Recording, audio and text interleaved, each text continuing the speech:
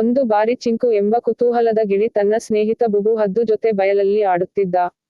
ಆ ಸಮಯದಲ್ಲಿ ಚಿಂಕು ತನ್ನ ಸ್ನೇಹಿತನನ್ನು ಕೇಳಿತು, ಬುಬು, ಆಕಾಶದಲ್ಲಿಯ ನಕ್ಷತ್ರಗಳು ಏನಾದರೂ ಎಣ್ಣೆ ದೀಪಗಳ? ಬುಬು ತುಂಟನಾಗಿ ನಗಿದ. ಚಿಂಕು, ನಕ್ಷತ್ರಗಳು ಎಣ್ಣೆ ದೀಪಗಳಲ್ಲ. ಅವು ಸೂರ್ಯನಂತಹ ದೊಡ್ಡ ಬೆಂಕಿಯ ಬಳ್ಳಿಗಳಂತೆ. ಆದರೆ ಚಿಂಕು ಇನ್ನೂ ಸಂಶಯದಲ್ಲಿತ್ತು.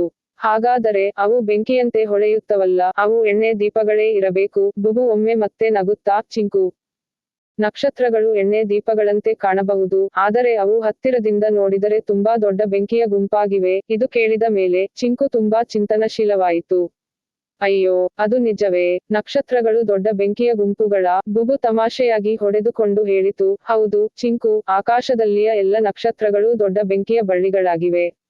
ಅವು ನಮ್ಮ ಪ್ರಪಂಚದ ಕಡೆಯಿಂದ ಹಗುರವಾಗುತ್ತವೆ, ಆದರೆ ಸತ್ಯವೆಂದರೆ ಅವು ಅತಿ ದೊಡ್ಡ ಮತ್ತು ಶಕ್ತಿಯುತ ಬಳ್ಳಿಗಳಾಗಿವೆ. ಇದನ್ನು ಕೇಳಿದ ಮೇಲೆ, ಚಿಂಕು ತನ್ನ ಸ್ನೇಹಿತ ಬುಬುವಿಗೆ ಧನ್ಯವಾದ ಹೇಳಿತು ಮತ್ತು ತನ್ನ ಸಂಶಯವನ್ನು ದೂರ ಮಾಡಿದ. ಇವೆರಡೂ ಮತ್ತೆ ಬಯಲಲ್ಲಿ ಆಟವಾಡಲು ಹೊರಟವು.